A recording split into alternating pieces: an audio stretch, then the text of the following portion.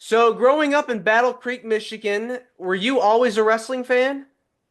Well, from a certain age, 14, 15, and then once I became one, I was all in.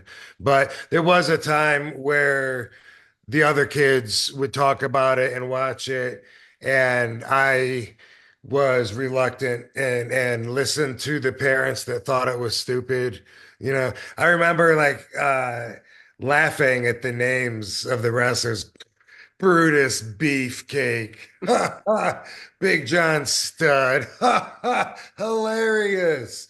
And then not long after I watched one episode with my friends just because I didn't want to be left out like I normally was, and then I was hooked. Yeah, it's always that first show that you watch you're just fascinated by, just right away.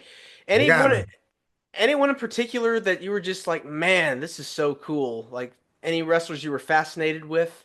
Yeah, what I remember about that first show was Corporal Kirshner.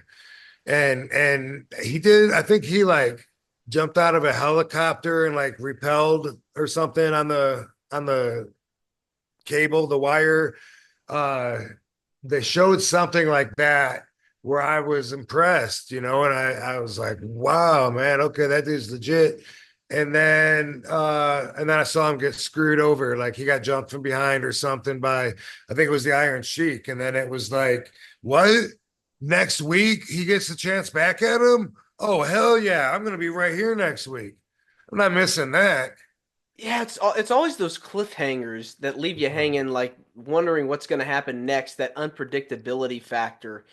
And it's that weekly episodic television. You can't miss it. You can't, you know, lose out on an opportunity to watch. And growing up, I know you're doing a lot of kickboxing and martial arts. Did you get involved with that at such a young age as well?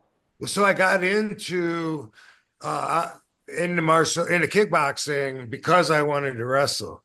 So I was already a fan, just like with wrestling. I would watch wrestling, and I would watch the it was called Chop Socky Theater, the martial arts movies, and I would imitate what I saw those guys doing. I'd run up a tree and do a backflip, and for being self-taught, I was handling quite a bit. I had the moves down with a lot of stuff, but with the wrestling, at this point, I knew that, and so did my other three friends. We were going to be pro wrestlers when we grew up. So on Monday nights, we would all go to my friend Robert's house, and it would become the Robert Dome. His mom would be at bingo. His dad was either working or sleeping, and we would move all the furniture out of the way, put all the cushions on the floor, and we would wrestle while we were watching wrestling. And we would choreograph matches, and I don't remember what all we did really, how much of it was choreographed, but uh, anyway, we knew that we wanted to do that when we grow up, and we were at that point. And then we found out in Battle Creek, there's this dude that's got an actual ring right in his yard, and this is the only one. I mean, nowadays, you go to a martial arts dojo, maybe there's a ring, or you go to boxing classes or whatever. This was like a really small city, didn't have any of that yet. And we went and knocked on the guy's door and said, dude, we got to get in your ring, man. We're going to be pro wrestlers. We got to get in there. And the guy was Kit Likens. He was a kickboxing promoter, and he ran kickboxing shows and fought himself.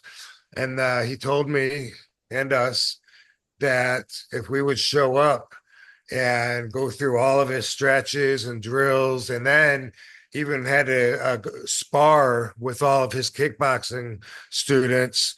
And then after everyone left to go home, if we did all that, then the wrestlers could have the ring afterwards. So that's how I got into it. And I found out that I was really good at kickboxing and at wrestling.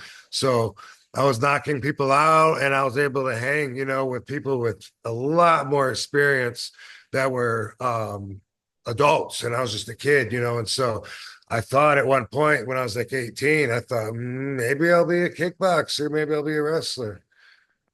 But What obviously, wrestling took off for me. what was like what was like the driving point behind like, okay, I've chosen wrestling, I'm going for it full on. Was there like one Um, particular moment? hmm.